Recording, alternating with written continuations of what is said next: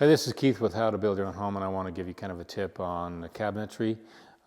You can just see all kinds of skill sets when it comes to cabinetry, but I just want to give you one or two things that I look for, and it all starts with the box. We're here in the master kitchen, not master kitchen, but the main kitchen of the home, and we've got the cabinets installed, and we had everything templated for the countertops, which will come in 2 weeks from today.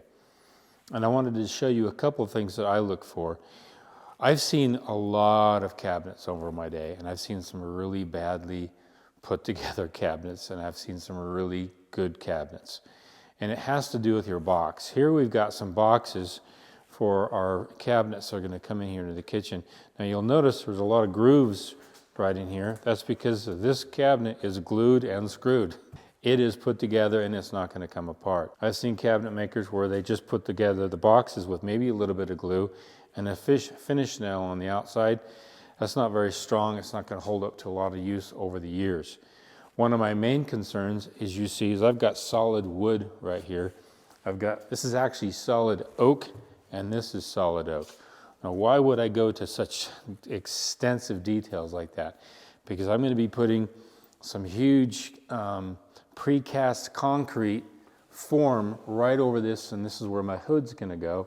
You can see I got the precast concrete in the main living area over there, which I'll show you in just a sec. But that's over 1,600 pounds that's going to go right on top of the countertops. These boxes had to be perfectly level, so when they put the counters on, it's not going to crack or come apart when I put on that massive weight on this. So we had to go to some incredible detail on this.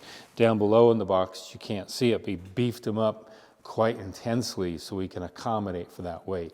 Going right straight down is a solid concrete floor, so we're good there. So a couple things you want to make sure it's nice and level through here. I have a cabinet maker's very, very particular about that. There's no high points on here because when that countertop, a full piece of stone that's going to go over here, and I can't have any rocking or what have you because it could have some problems. They'll do a lot of sealant, a lot of glue to level it off, but he does his best to make sure that it's perfectly level all the way across. Again, you'll see screws everywhere you go. Even if they use MDF, which is this here kind of a particle board, it's still screwed in and it's glued in throughout the entire box. This is really what you want to look for. I have the same thing over here.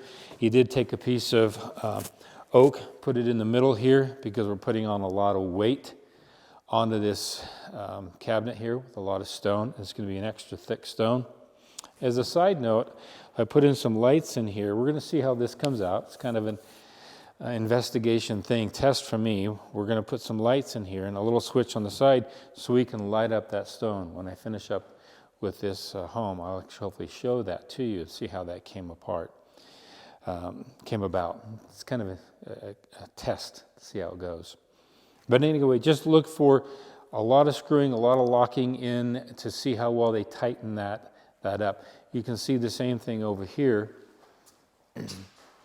This here is going to be a kind of a wine cellar, but we actually brought in he's not quite done here, but he sands this down, and it's like almost a solid piece of wood.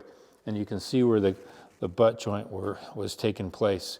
And he's got it all screwed together on the back side of that, making it look like it's one solid piece of wood. Very particular. You'll find that the best subcontractors, and I kind of tell this over and over again, this story, are those that don't work under pressure. They hate it. I live in an area where there's a lot of high-end homes. We do have a home show, which I did a video on. You saw some of the home shows. A lot of those builders are putting a lot of pressure on guys to get things done. But there are those out there that don't put me under pressure. Don't even do that. And they won't even build for that kind of a pressure situation. They want to build in a creative situation. They want to build where they've got time to come in and do the details they want. If that's the case, allow them to do that. Remember, I keep talking about quality, time, and cost. Time is not something that's crunched. Time is allowed for. When I talk about time, I'm talking about, are you going to allow for time to surface to do things the best that they can be done? If you're under a crunch, that's a different scenario. That's a different approach to time. I approach time in the factor, okay, we're going to do this and we're going to relax and we're going to sit back and think about it. For example, I was talking with a client on the phone and she was concerned with the front facade of her home, and I have a front setback issue with the city, and she wants a certain design which is going to encroach upon that setback. I have to go into the city tomorrow and make sure that maybe we can possibly do something, maybe get a variance to solve for something she wants. Now, I could have forced the situation. I could have said, no, it's got to be Southwestern, it can't be Italian, but she really wants this Italian look. And I go, okay, I'm going to slow down. I'm going to make sure it's done right, and we can talk with people, see if we can get things done. That's how I approach time. Now, sometimes I approach time like, we got to get it done. But you know when you need to move in that direction. Other times you need to go, whoa, wait a minute, let's slow down and let's rethink this.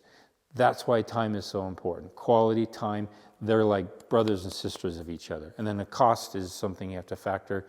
It's included all together at the same time. But I just wanted to give you a little feedback on time. This here is a work that's requiring time that's patient. And you'll see when we're done with this project, this is a job that took its time in the right way. Wanted to give you a couple of feedback on countertops. Ask for your cabinetry, your cabinet installer to lock those things in, glue them, use the best approach to make sure it's strong so it's not flimsy. You've seen some of the pictures here. We're going to put a lot of weight on this. Think of those things and just talk with your cabinet maker.